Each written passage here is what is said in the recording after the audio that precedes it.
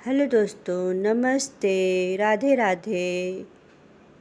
बाबा के बगिया में बोले ले कोयलिया, अरे बोले ले कोयलिया। अरे सुगवा बोलई सीताराम रे ललनवा। अरे सुगवा बोलई सीताराम रे ललनवा। घोड़वा त बोलेला वही घोड़सरिया हो, वही घोड़सरिया। अरे हथिनी लवंगिया की डारी रे ललनवा। अरे हथिनी लवंगिया की डारी रे ललनवा। मड़ई में बोलई राजा हो रामचंद्र, राजा हो रामचंद्र। जोड़वा धूमिल होई जाई रे ललनवा।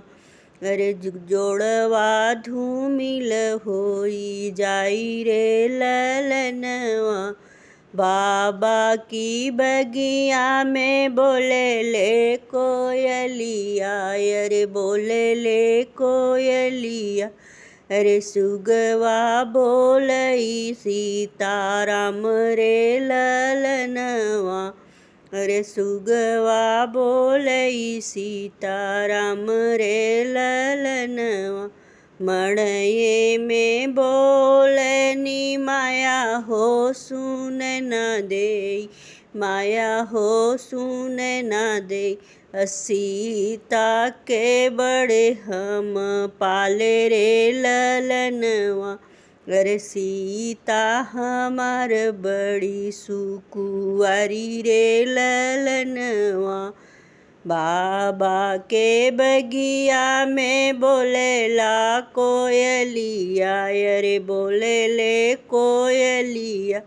अरे सुगवा बोलई सीताराम रे ललनवा। हमारी शीतल रानी कैसे करही है, हम कैसे रहब बिना शीतल रे ललनवा। अरे हम कैसे रहब बिना सीता रे ललनवा।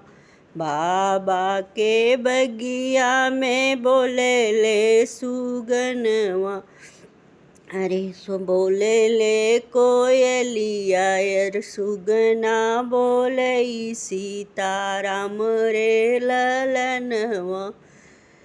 बाबा के बगिया में बोले ले कोयलिया, अरे सुगना बोलई सीताराम रे ललनवा। घोड़वा जे बांधल वही घोड़सरिया। अरे हथिनी लवंगिया की डारी रे ललनवा। अरे हथिनी लवंगिया की डारी रे ललनवा। बाबा के बगिया में बोले ले कोयलिया, अरे बोले ले कोयलिया। अरे सुगवा बोलई सीताराम रे ललनवा। अरे सुगवा बोलई सीताराम रे ललनवा।